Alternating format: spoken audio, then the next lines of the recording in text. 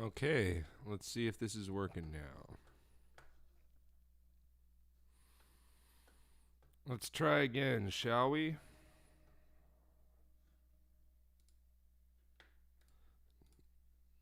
No, don't open Discord. No, don't open mail. Jesus Christ, I hate Mac sometimes. All right.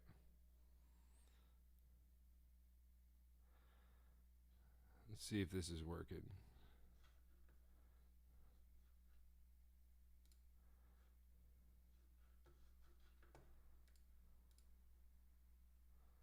We're going to reload Restream Chat.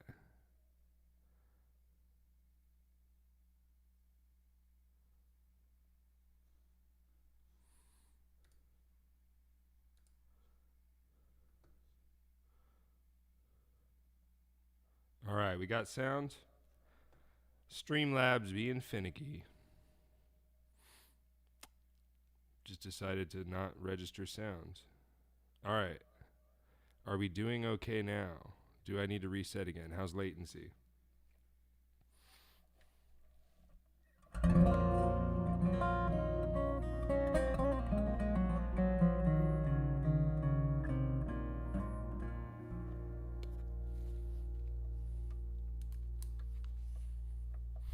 What's up, y'all?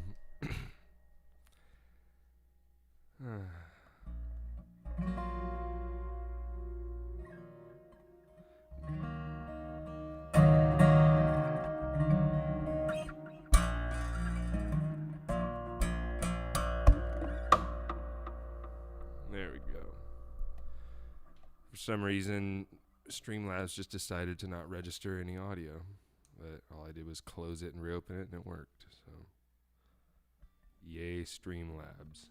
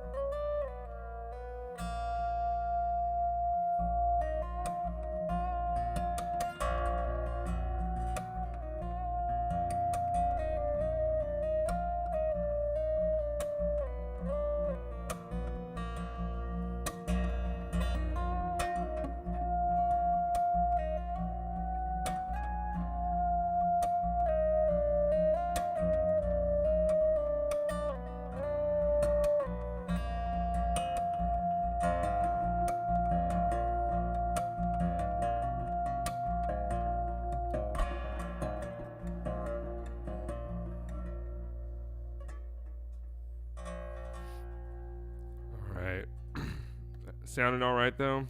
Just been messing with this EBO a little bit, but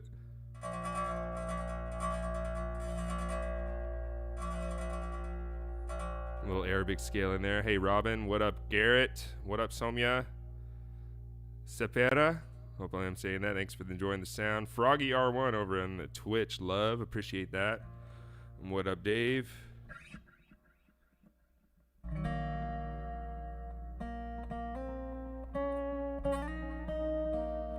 Hi, Michaela. Sean, what up, homie?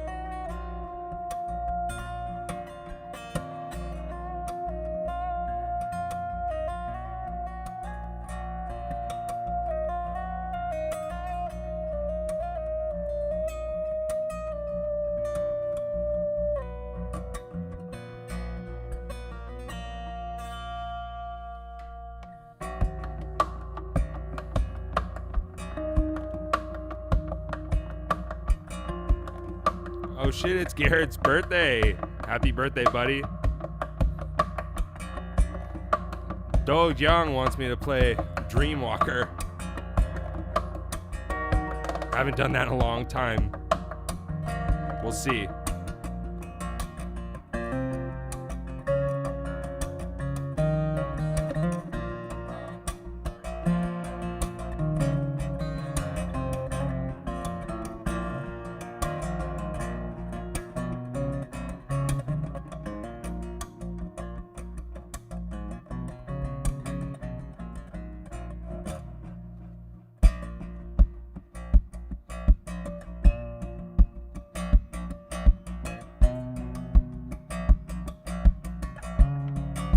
Miss you too, buddy.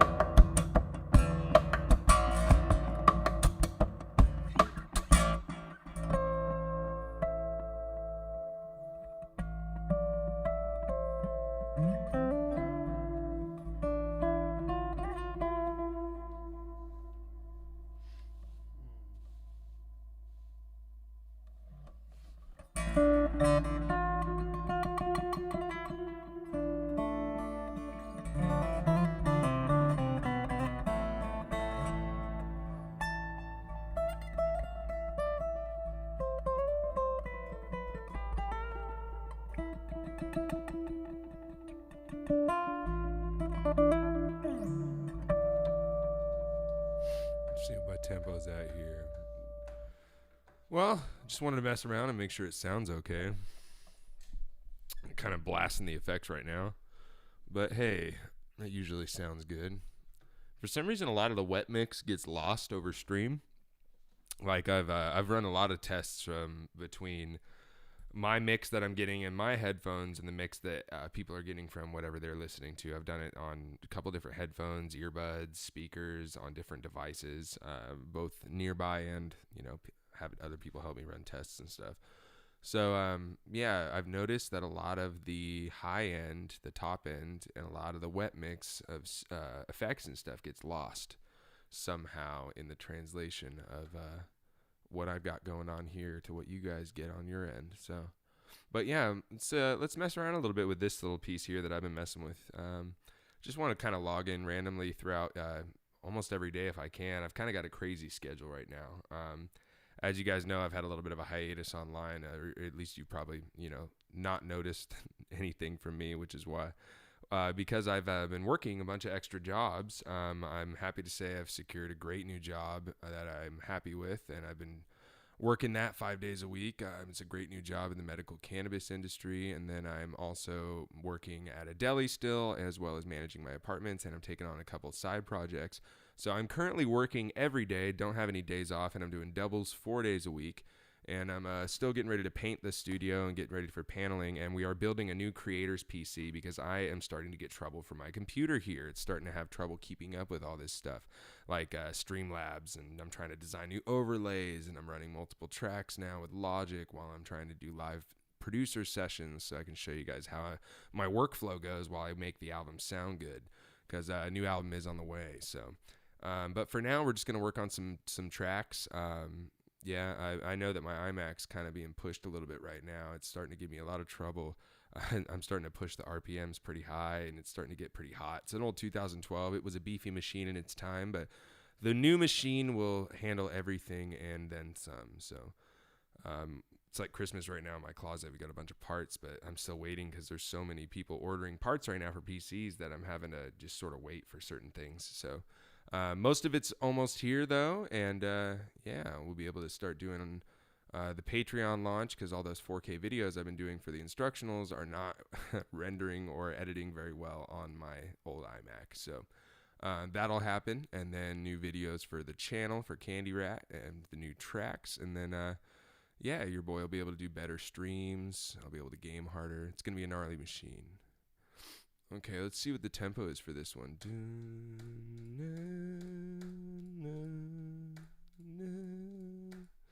It's like 150, something like that.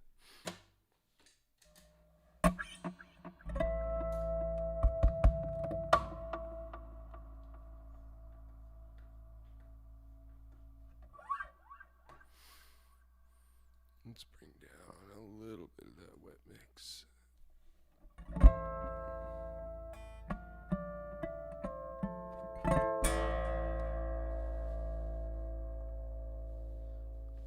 Okay. Low end's a little intense, but we like it. It's good. It's good. All right.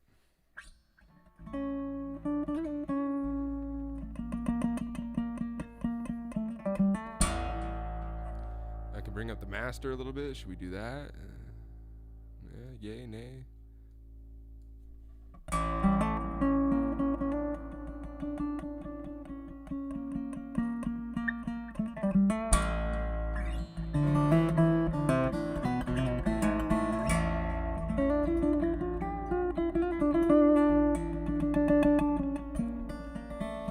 Brought up my limiting amplifier's input gain a little bit. I think that sounds better.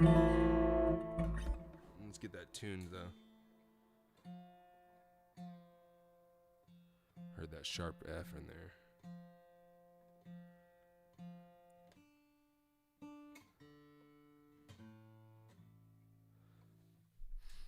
So this is a guitarist that I've been really inspired by, a guy named Nick DePiro, and I really want to write a track with him. So I've been working on doing some stuff just to sort of pass through a couple interesting ideas, send them to him, see what he thinks. So let's see. Wanted to do something where I go from like a B flat to an A minor, B flat minor. Plus, I got to give this capo some love. It's a pretty sick capo from my boys at G7th, the Performance 3.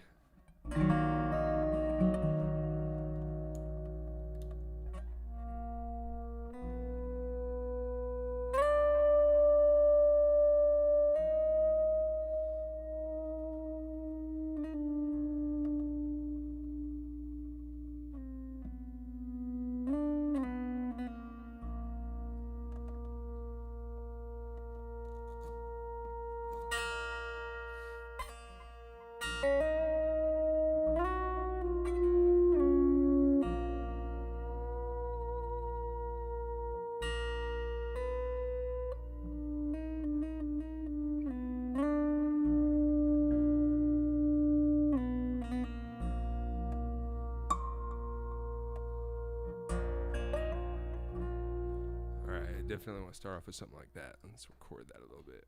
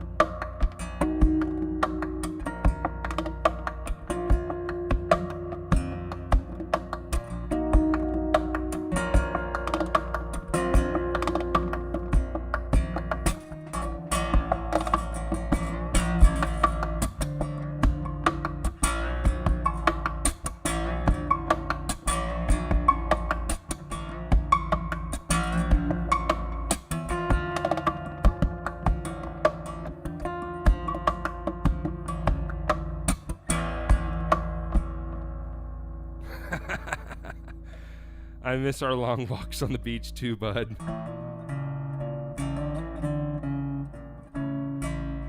Miss those epic waterfall hikes, bro. The homie Russell in the house. Hope you and Demir are doing good.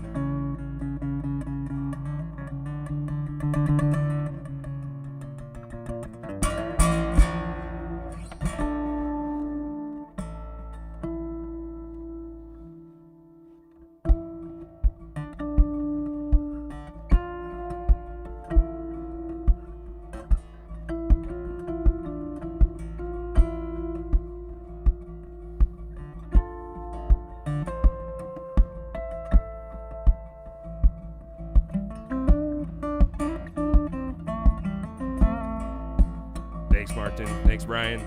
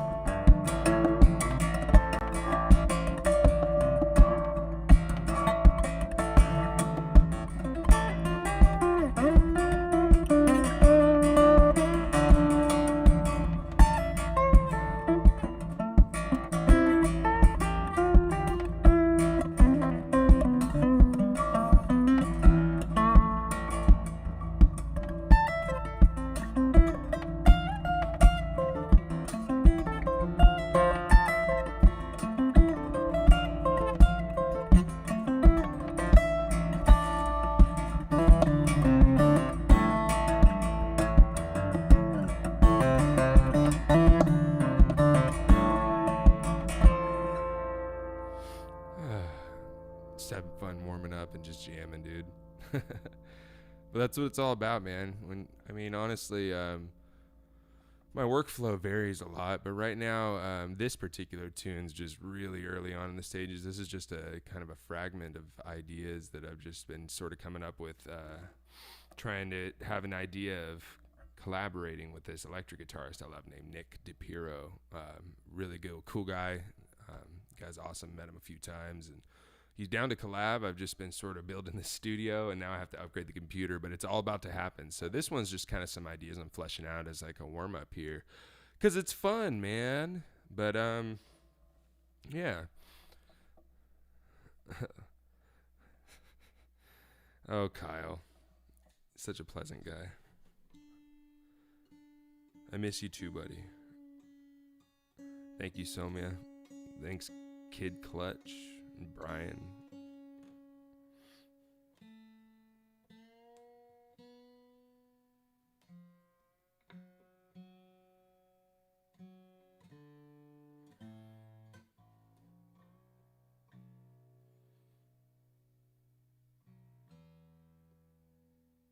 Okay, now I'm going to go back to this tuning here. This one's that little hybrid standard tuning. B, E, A, D, F sharp, B, and then C sharp.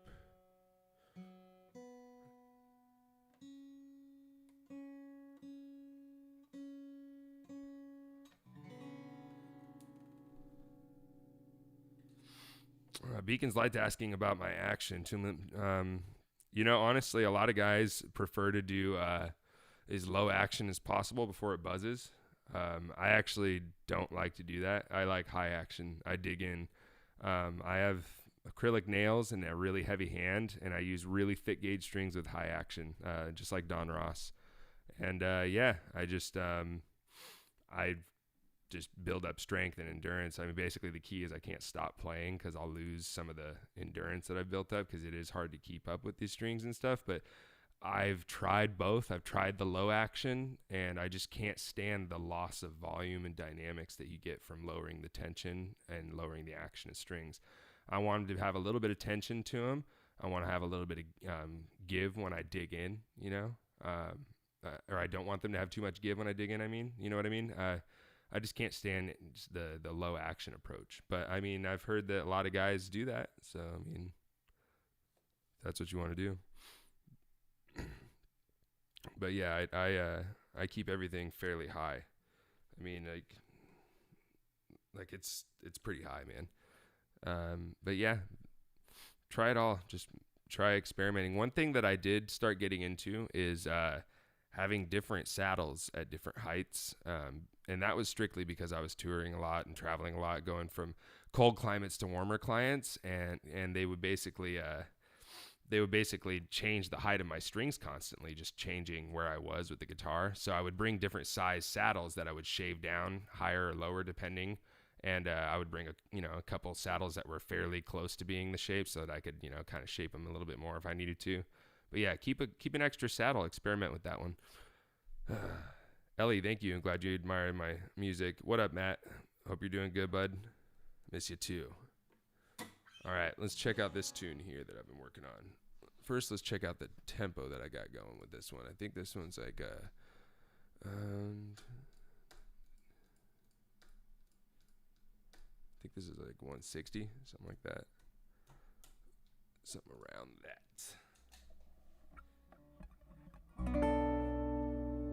There we go.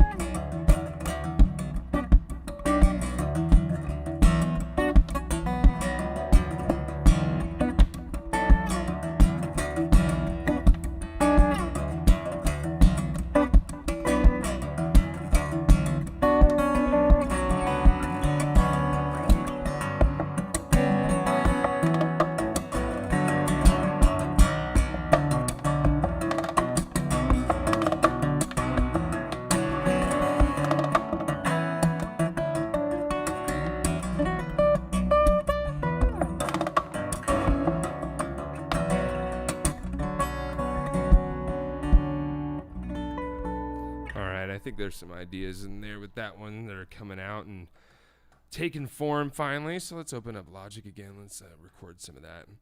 Thanks, Jeff. Yeah, that's you're talking about that, like reaching over and doing that little bass line over it. I was trying to work on that. That was fun, man. Trying to do like you know. Ooh, it's hard. You can miss it.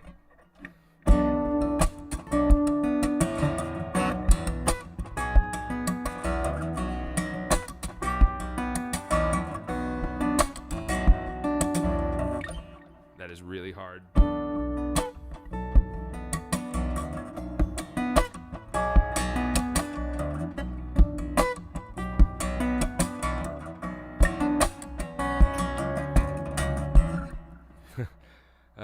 It's like hard to do. What camera I'm using, Kid Clutch, using a Sony a6400 with a Sigma 16mm lens right now.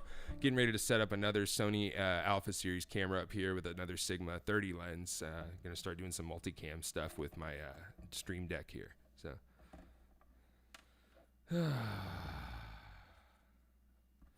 What up?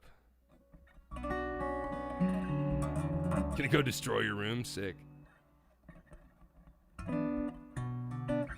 So I still don't know if I want to start that one like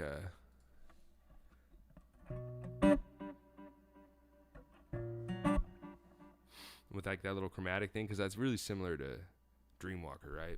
But it's still like whatever. Dreamwalker wasn't like the most popular song, so I mean it'll probably be fine, right?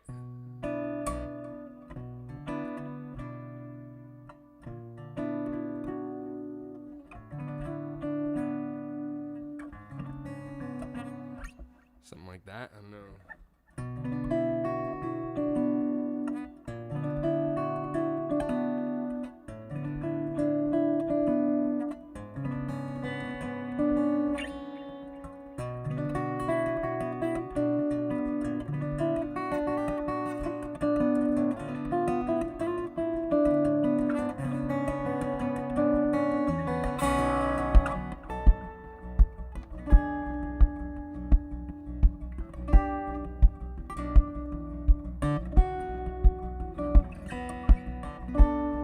So I'm thinking like that, and like that'll lead into that, maybe. I think that sounds kind of cool.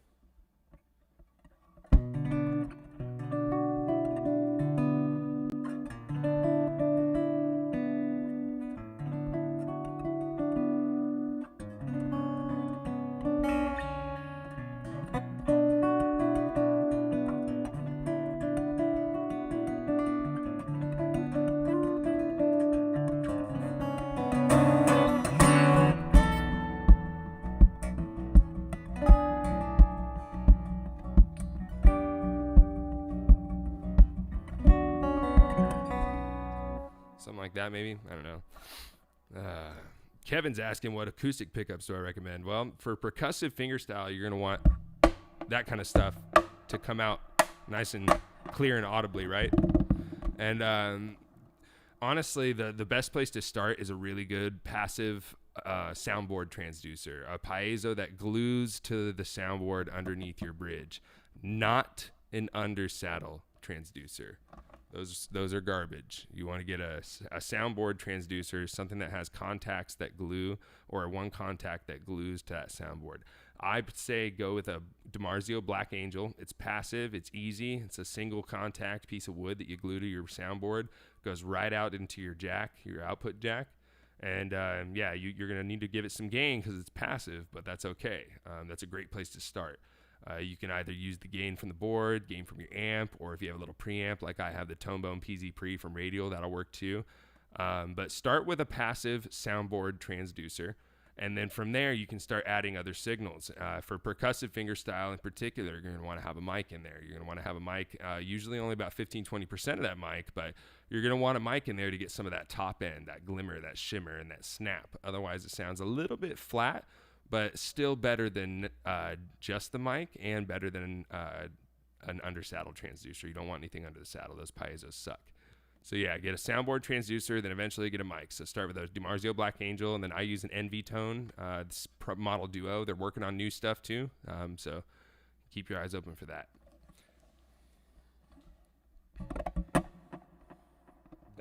That's probably something. I don't know. Probably a crack in my upper bout. But you know me, bro. I'm not worried. I just this thing's already been through what some like 6 countries, and it's played like 80 some odd shows.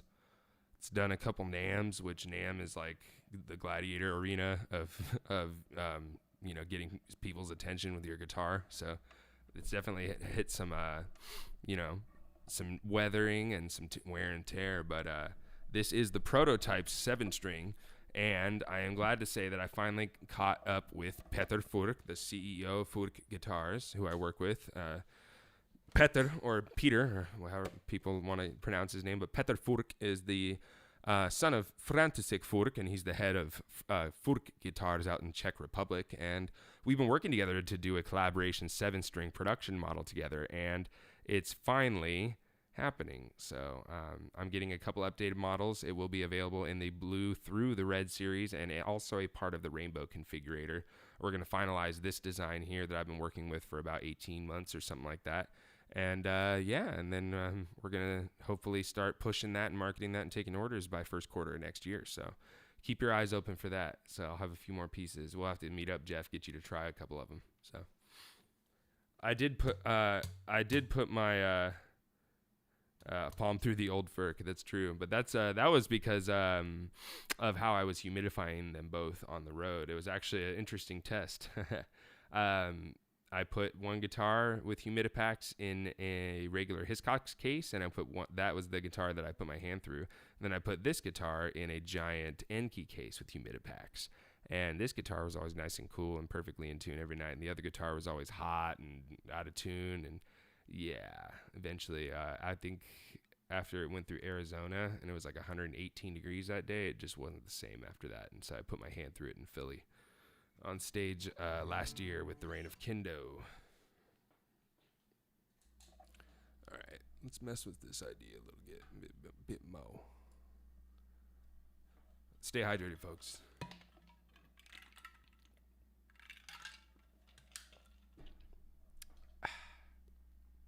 All right. What up, Mr. Hatch himself? What up, Thomas Hatch? How you doing, buddy?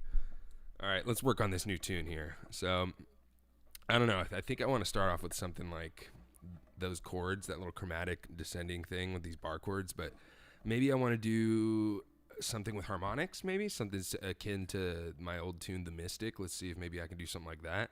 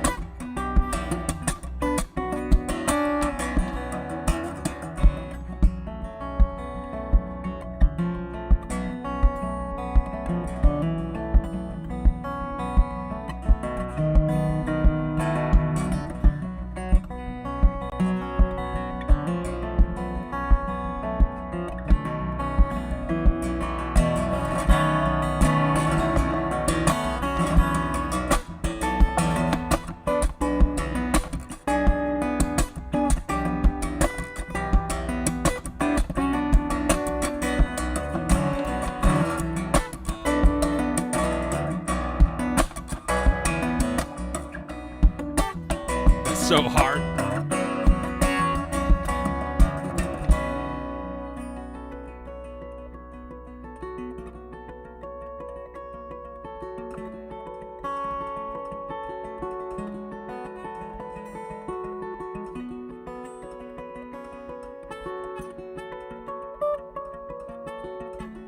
Danny Choi in the house.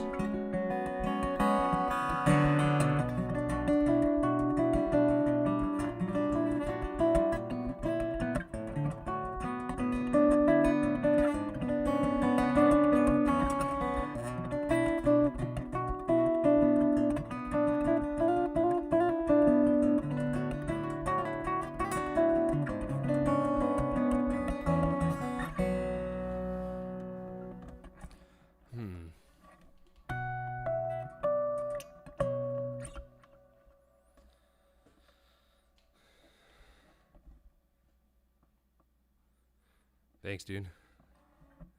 Yeah, this song's been really like coming together really well. It's just it's been developing over time. You guys have seen it sort of pieced it together bit by bit, and it's still not quite there, but we're gonna sort of push it into place right now.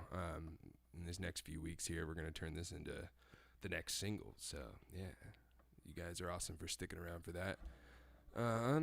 Yeah, still got a working title for this one, but it's definitely got that just that dark, groovy theme, you know. I see I see someone walking at night, getting chased maybe. I don't know.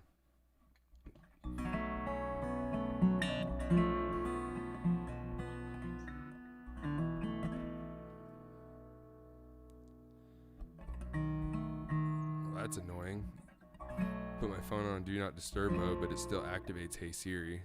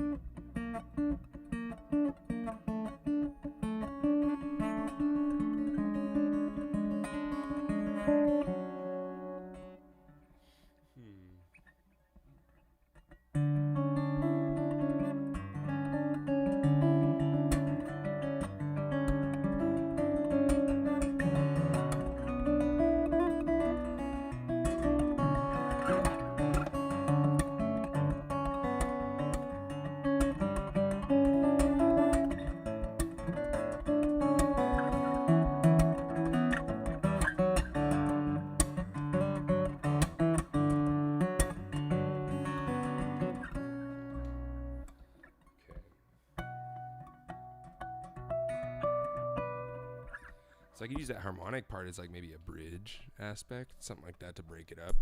Maybe I could use it as like an intro too. That's also an option. Let's play around with that a little bit. Because I kind of like this idea too.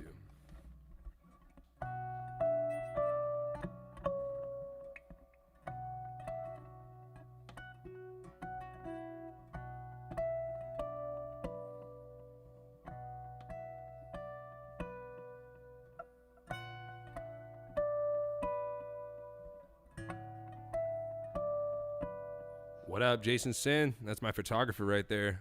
One of the baddest photographers in the game. I don't sleep much, Somia. That's one thing. I like to take naps, but I don't really get to sleep all that much. But yeah, no, I'm just at that point in my life where I know exactly what I want, and yeah, I got to do a lot of shit to get to that. So it's just gonna be what it is for a while. Let's see.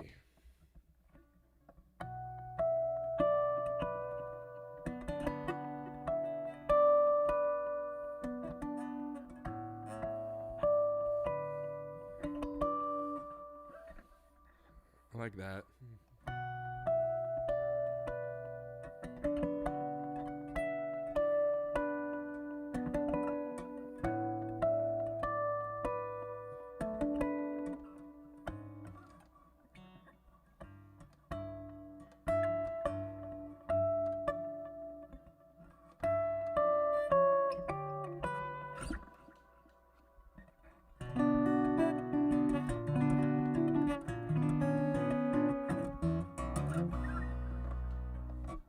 I know, I'm thinking about throwing a Cascade in there, but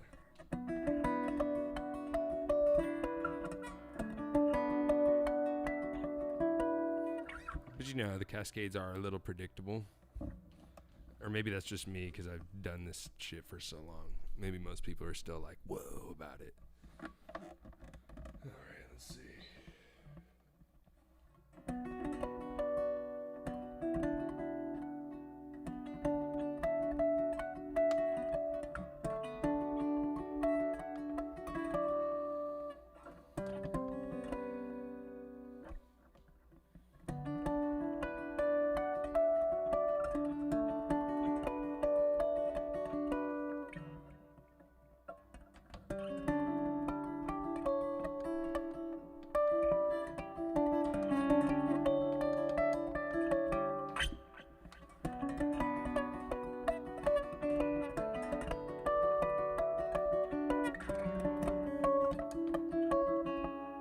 Those are some fucking gnarly ass chords.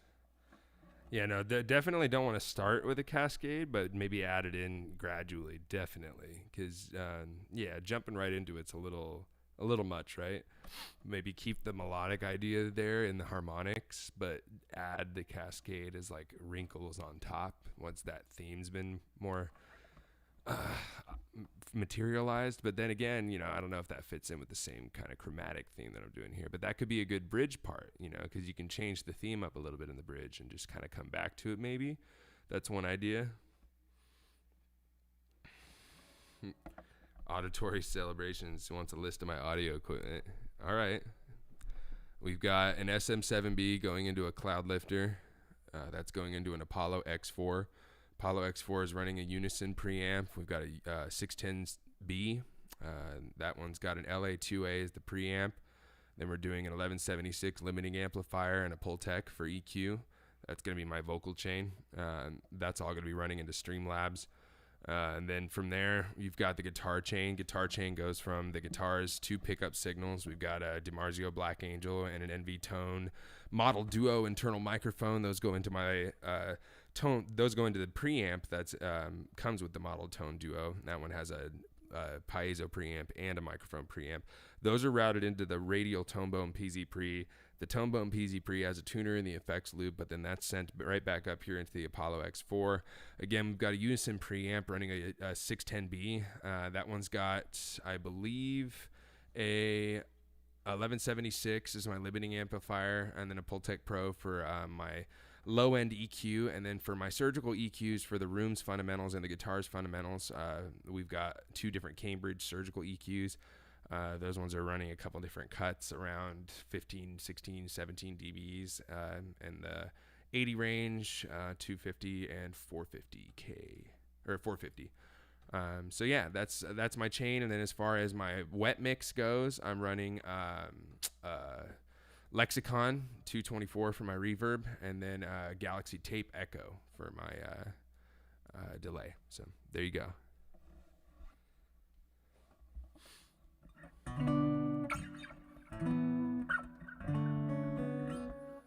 Yeah, and then a Furk 7-string prototype Adrian Belew collaboration model.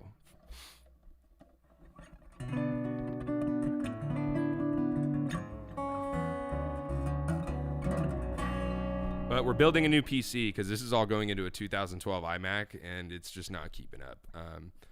It's a quad-core i5 with 32 gigs of RAM, so we're upgrading. We're migrating to a Thunderbolt Intel board. We're going to do 18 cores, 128 gigs of RAM. I got my new 3080 RTX, and yeah, it's gonna be all liquid cooled, silent. It's gonna be a boss. Got a 50-inch curved monitor coming. It's gonna be sick. And then I can finally edit in 8K. So I'm getting another. Gonna upgrade cameras again soon.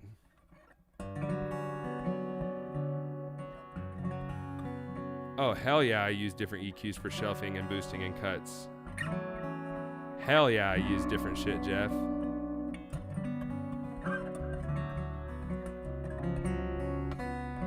Surgical EQs are for fundamental frequency cuts.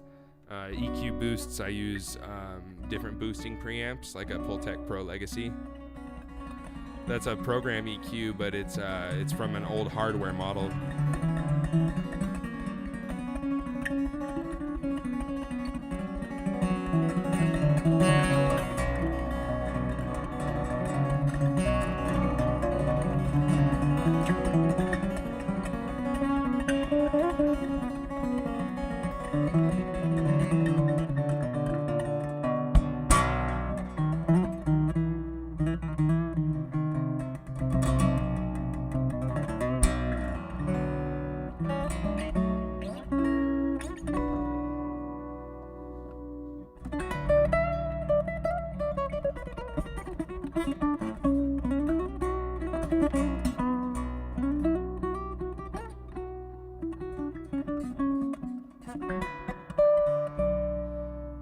Well, I do love VR, so that's going to be a hard choice. I'm going to invest in a VR setup soon. I'm actually got this crazy ass paint, this black 3.0 paint that blacks out 99% of light absorption. That's going to be my VR blackout room.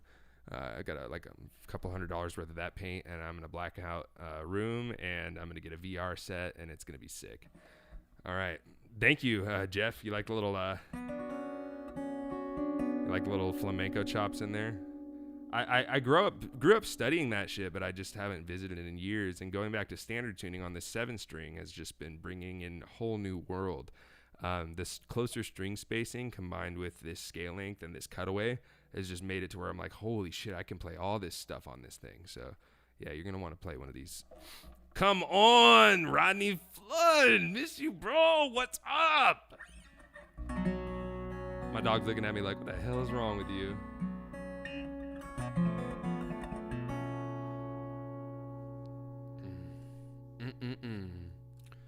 We're just recording everything in Logic, baby.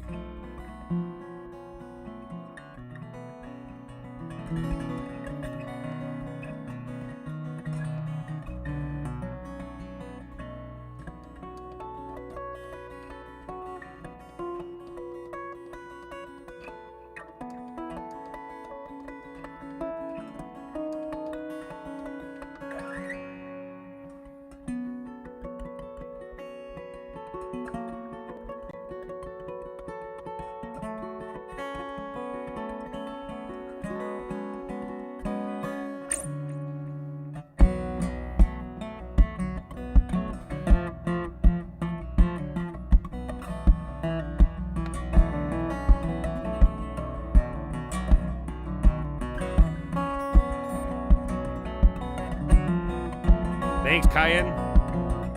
Thanks, Rodney, bro. I miss you. I hope you're doing good.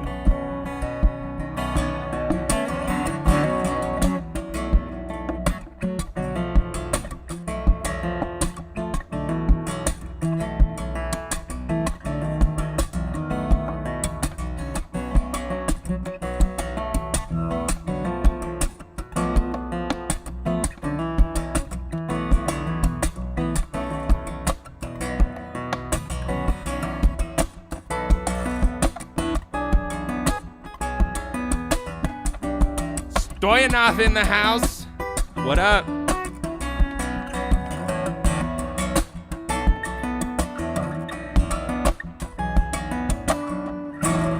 Missed that one.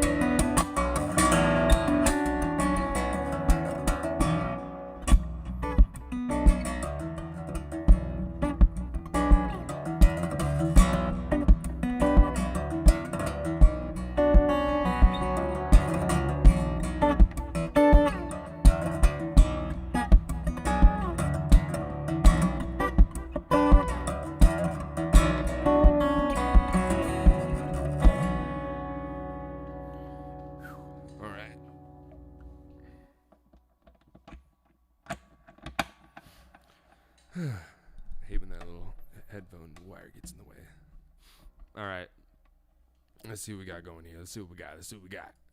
All right. I've got a few different A sections and B sections, that kind of thing. I could either use an intro part to lead into that main theme, or maybe just go right into the main theme.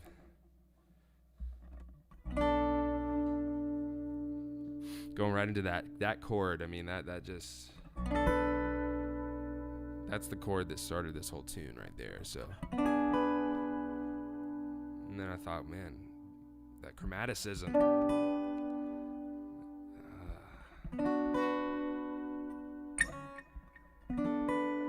Well, thanks, Kevin. I worked on the harmonics a lot, man.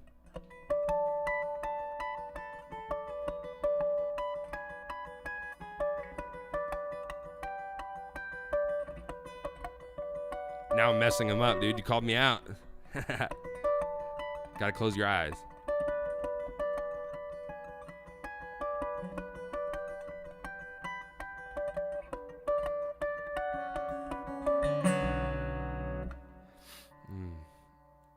This nail's getting messed up. I need to redo this one.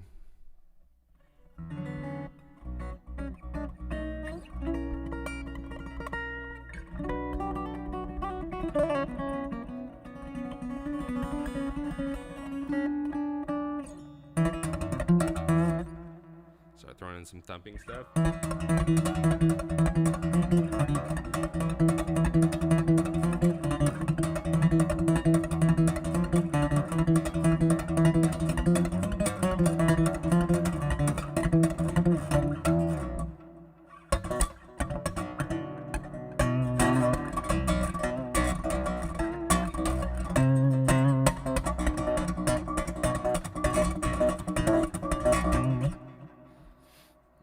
That stuff's not good for the nails.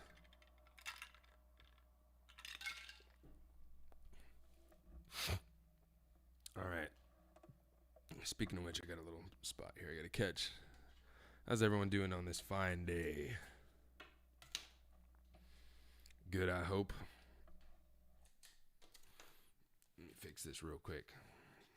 You guys do the acrylic nail thing? Yeah, one of those guys that does his nails. And I do the acrylic nail thing. Been doing it for like 8 years on this right hand. So, yeah.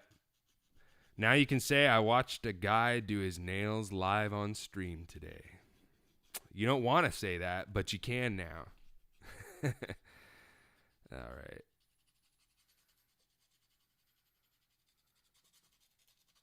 Okay.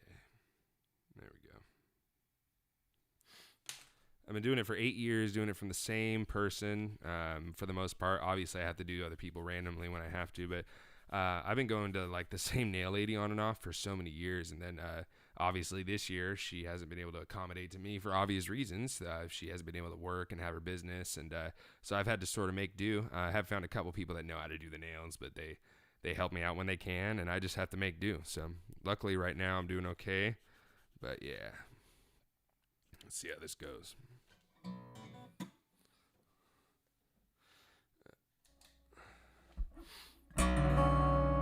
Well, you tell me if you find that other option, bud, because I haven't.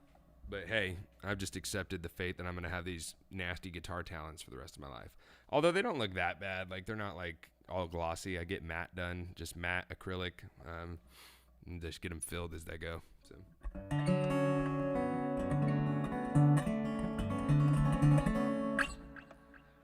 right.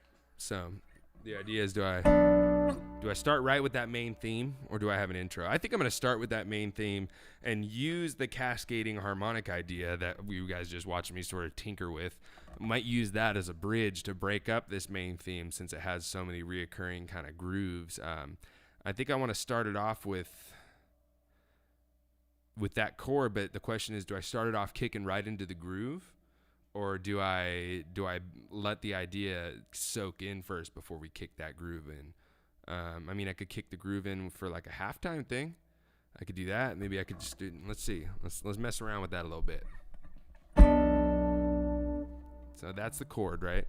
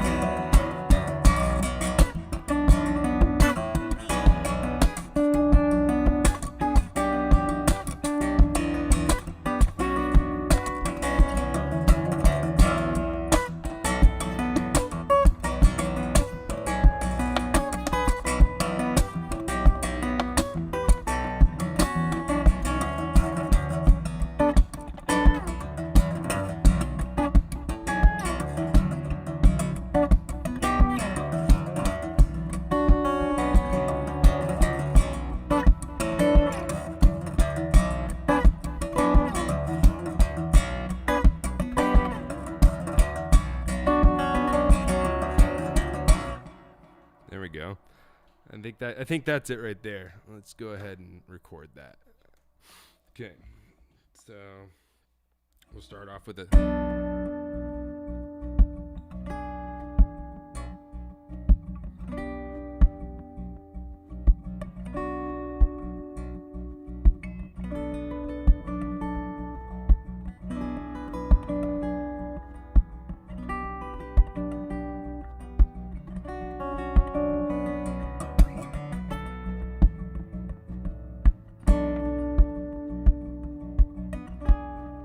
yeah. Okay. Let's do that again.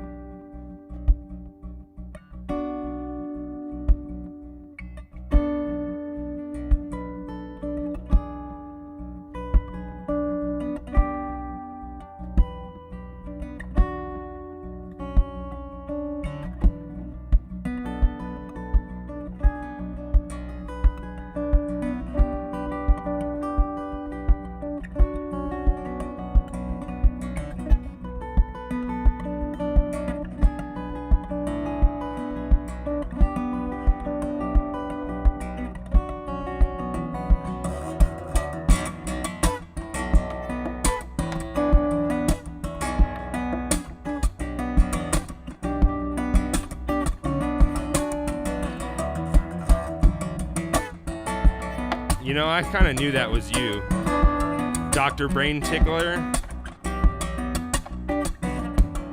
Now I know that you're the same person.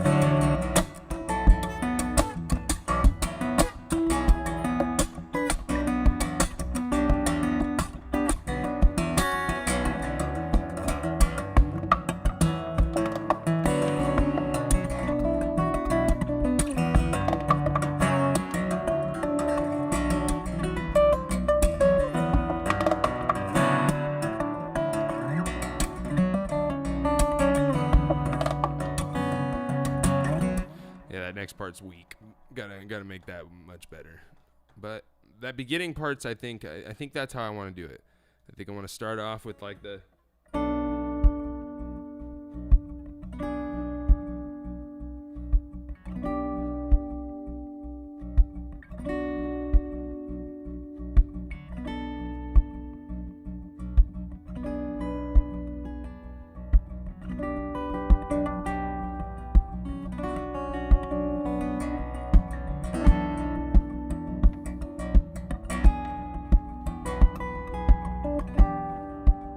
this is definitely it.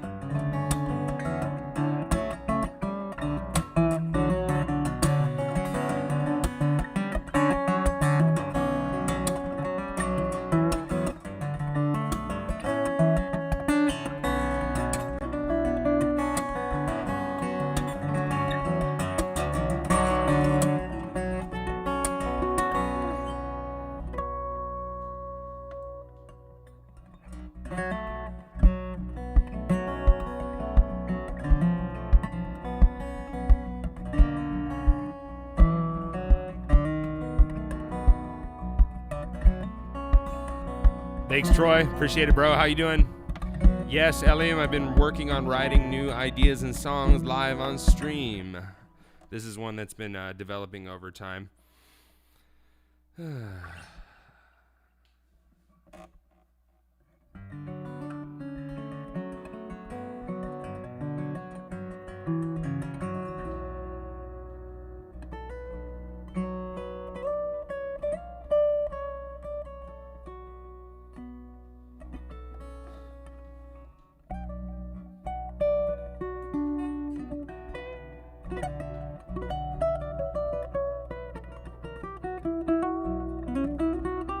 Thanks, Eliam. I appreciate that, bro. Thank you, Somya.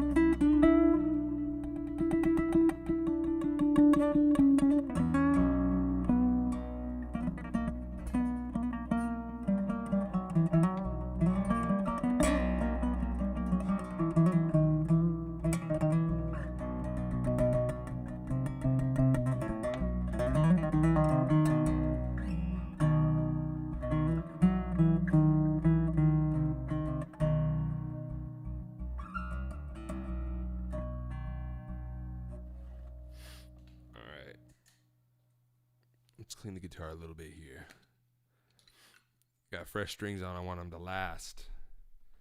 I got lots of strings, but it doesn't mean I should just be burning through them during COVID. I got to save some of these for actual final tracking. So the way it works for my workflow right now, obviously I can't go to Canada to record with Antoine, right? And I usually record my albums with Antoine Dufour. He's a good friend of mine. He's the homie. He's also been my producer for a couple albums and engineer. So I've been setting up a home studio here. A lot of you guys probably already know that, and it's taken some time. I set up a console room over there where I've got isolated monitors, couple different mics, some panels that I've got up, and a nice little carpeted area where I'm going to have this iMac set up and dedicated just to audio since it's having trouble with some of my 4K video and live streaming that I've been working on. So we're going to build a new PC that'll be dedicated to 4K and 8K video editing along with streaming and gaming, all that good stuff. So, but right now what we're going to have to do is I'm going to have to learn how to do some recording and mixing and editing from here while Antoine kind of bounces some projects back and forth to me, coaches me on some things. He has already been helping me out a lot, helping me build some templates, giving me a lot of new pointers and stuff like that. We both use universal audio setups, so we both have very similar chains as far as our sound goes, live and in the studio. So, yeah, I'm going to be bouncing tracks back and forth to him. We're going to try and do a single format with Candy Rat Records with the new releases. We'll try and do a monthly or bi-monthly, or a monthly or twice a monthly, maybe even single format for the first part of the year and then lead up to an album is the plan. So, yeah. Basically, I'm going to have to track ideas roughly like I'm doing here on Logic, and then I will take them and rework them into final ideas, and then I'll actually retrack everything in Luna in the actual treated room that I have over there. So I track ideas direct here like I'm doing right now, just plugging into the computer with my setup going with my live chain, and I'll track ideas and review them and then start piecing them together in Logic like you would do with an electric guitar. But then we're going to retrack everything at the end, redo everything and clean everything up, put like 3, 4, 5 different mics and a direct signal on this guy, and that's how we're going to get a lot of those big, thick frequencies to work with the low end, and that's how we get our albums to sound good. So, yeah, we're going to be definitely showing you guys some of that workflow and stuff. I know a couple people in here are interested in that, like Jeff, for example. He's been working on doing some mixing and recording of his own. Jeff Steck's actually a good player himself, man. He's got some really sick riffs and licks and ideas, so watch out for that guy. But yeah, let's move on to another idea here. Drop my capo. All right. Let's see. I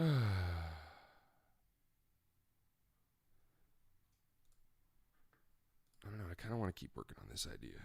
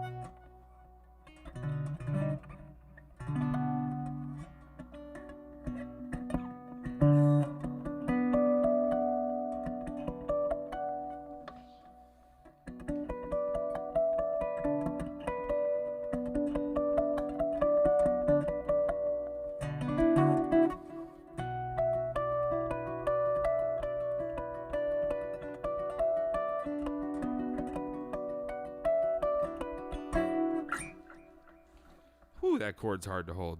God damn. Oh, man. And here I am wondering why I have fucking issues with tendonitis. 6-string bar chord. First string's going to be at 5, and then descending down to another 5, an 8, a 9, another 5, and a 7.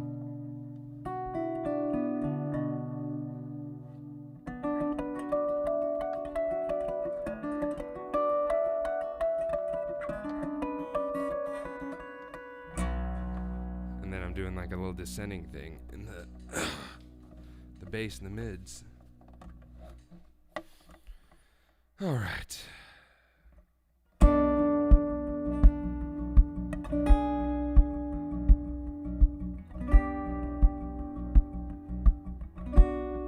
I've worked so long to get that to be the consistency it is.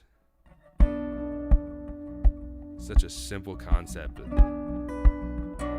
It's just dropping your wrist while you play, but you maintain.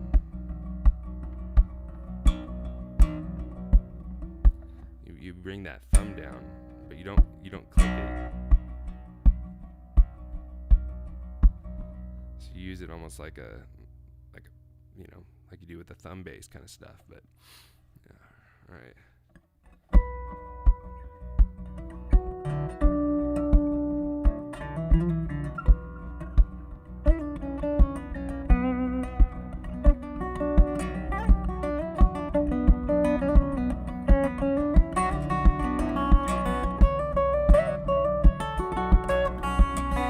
That's how you're able to do like this kind of like drum bass thing that I do.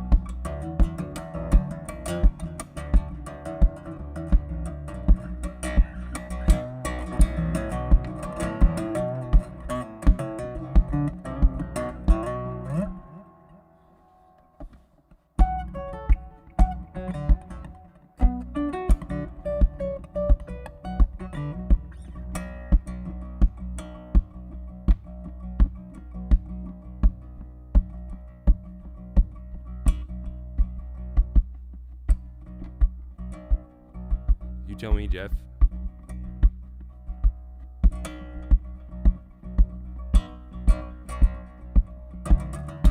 I'm trying to figure out how to thump while I do that.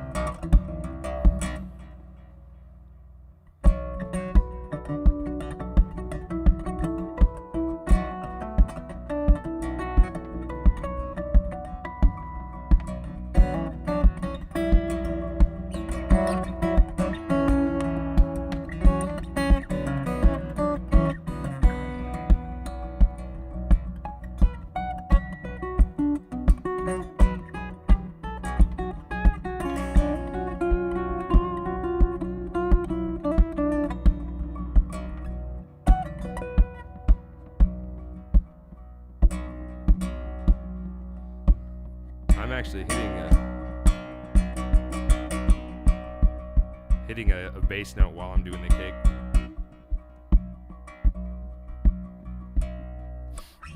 Thanks, P-Berg Doom. Sounds pretty metal.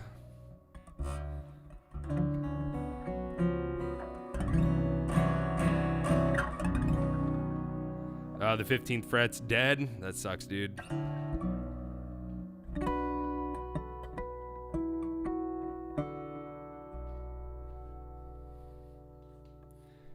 Alright. Let's see what we can mess with.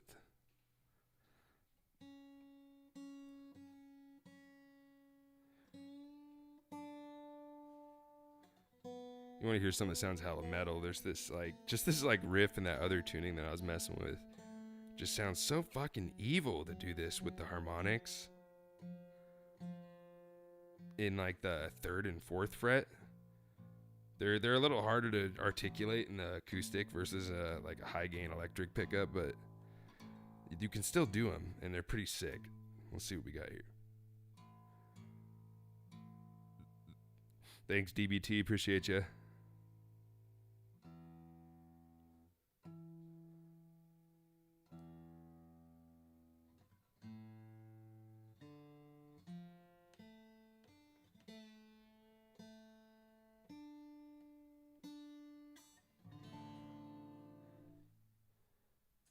This is a 7-string, Janet. This is a prototype Adrian Belew 7-string collaboration model from Furk Guitars. So it's actually got 7 strings all fit onto a 6-string neck. And it's gorgeous.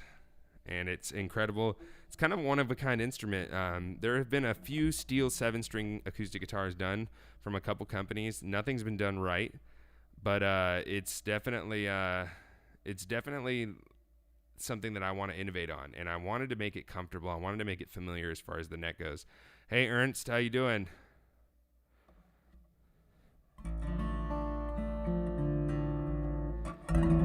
So this is the prototype model that we designed. I got to go design this in the factory in Europe last year with Furk Guitars. I've been working with them for about 7 years now. I've been playing their guitars, recording all my albums on them for a couple albums now. But basically, I wanted to innovate and make something that combines a standard 6-string acoustic with a baritone acoustic and give it a cutaway in the same kind of range of both instruments. Make essentially a 4-octave instrument here. So I'm very happy with it. So, but there's this like little riff that I've been messing with. It's just so fucking evil. Let me turn this up a little bit more.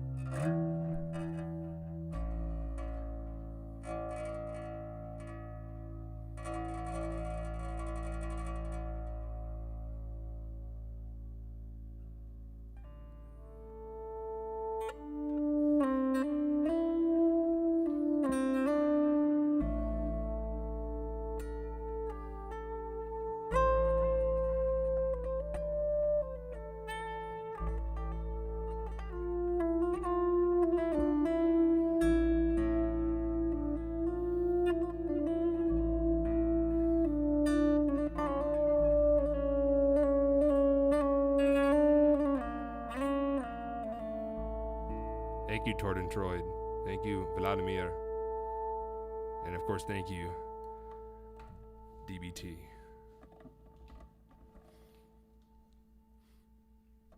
Well, that was fun.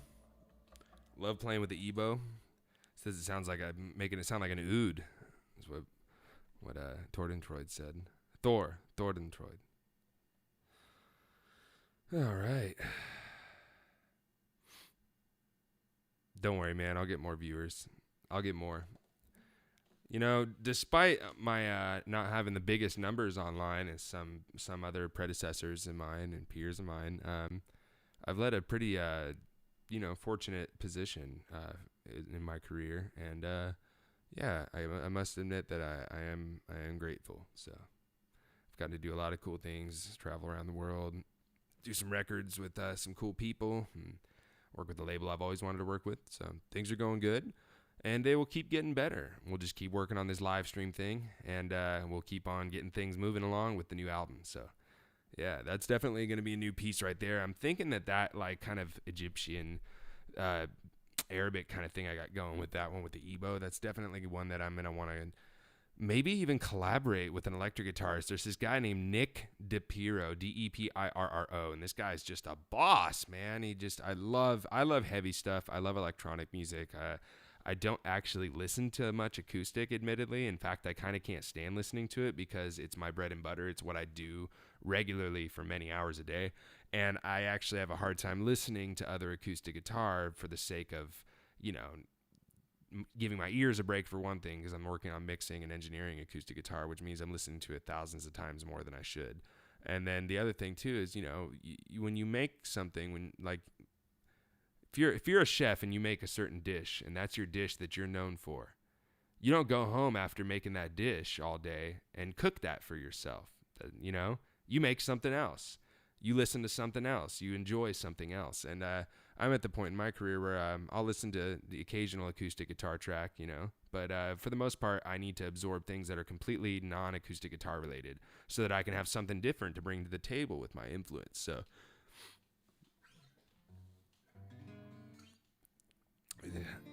Ernst wants me to play Rainfall. I am definitely going to do a collab with the homies in Night Verses. And I'm definitely going to work on getting, things going on with Twitch.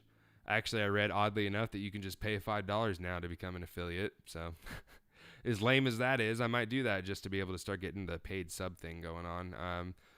I've only got a couple 1,500 of my watch hours on YouTube, so I've still got about 1,500 watch hours before I can even get super chats and stuff like that. So until then, the only way you guys can help me out is this stuff right here. Links to my PayPal, my Venmo. Or you can go listen to my music on Spotify or iTunes or whatever it is that you listen to music on. That'll help the label out with some numbers. And then the label on candyrat.com does have the studio quality files for the masters of my album. So that sounds better than any of that online stuff as far as iTunes and things like that go. But yeah, he wants me to play Rainfall. He really wants me to play it. It's all right. I can definitely probably play Rainfall. Let's tune down to that one. That's kind of got a funky tuning.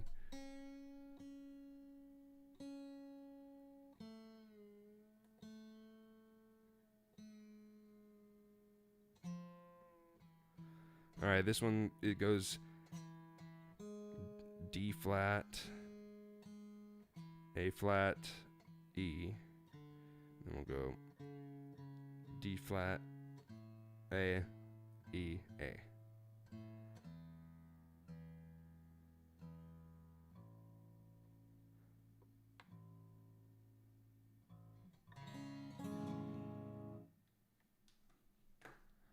All right, here we go. Let's see.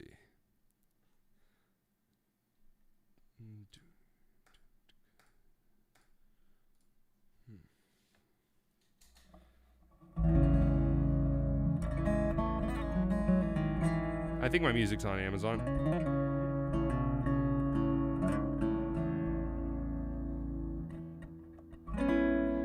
As far as I'm concerned, all of them are ripoffs. But, because because Twitch has definitely been starting to dig its own grave.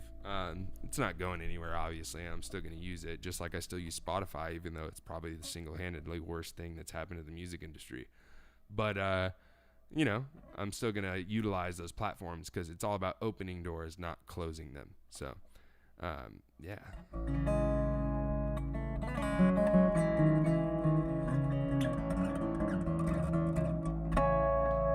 Getting a little buzz because I'm going really low on the tuning on this, because this is not a baritone scale length, but this is a detuned tone, detuned tuning on a baritone typically. So.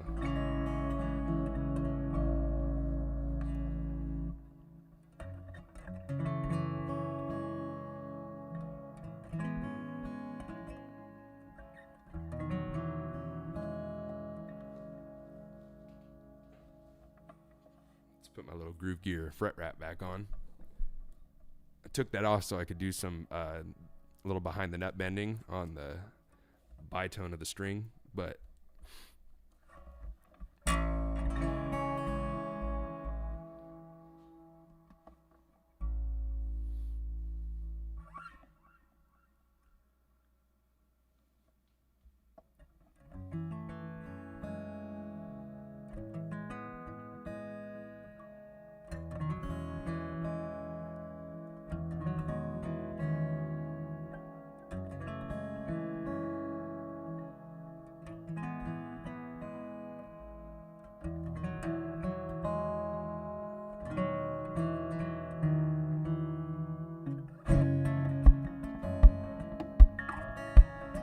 this is a tune called Rainfall. This one's for Ernst.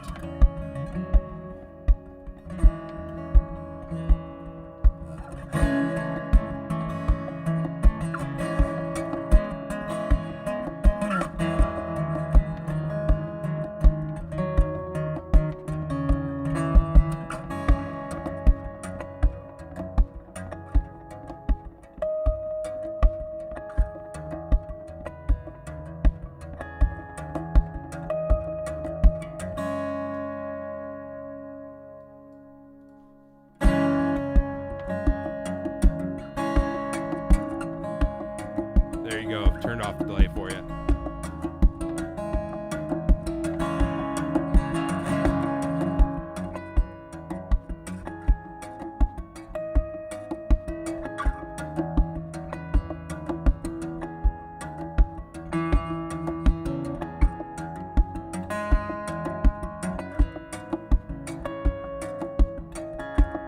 Haven't played in a while, bud.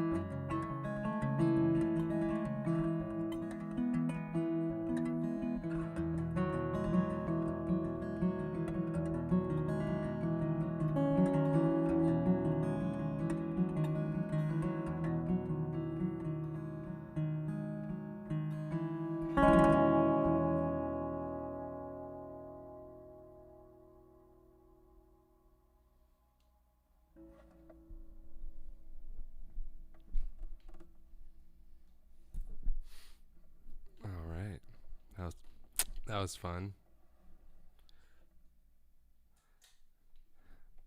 I think Kevin was referring actually to the fact that he has two tabs open, so it's creating a natural delay in each of the tracks coming into his headphones. So I think it's actually creating like a cool effect, which I've seen like my friend Rob Scallon do and stuff like that.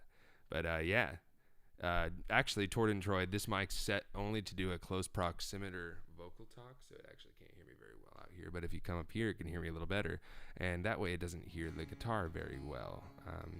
It's kind of hard to hear the guitar right now, I think, as I'm playing. You might hear a little bit of it, but it's actually all direct, and it's all controlled by a mute button down here.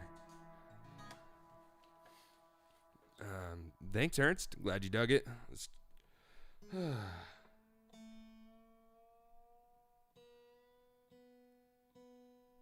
Time is it? I think I'm going to close out, guys. I got to get ready for work. I do have to work another job.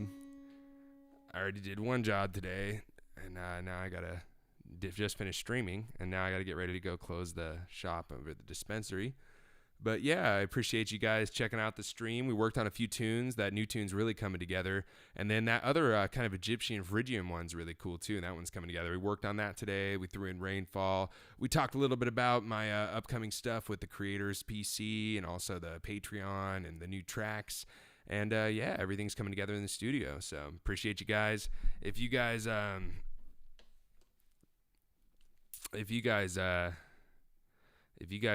interested in donating, every little bit counts. Got all the links over there. Appreciate anyone who already has. And then yeah, we'll be doing some more stuff on Twitch and live streaming on YouTube and all that pretty soon here. So yeah, cheers, y'all. Thanks again for tuning in. Appreciate you. And yeah, you all have a great rest of your day. Peace out.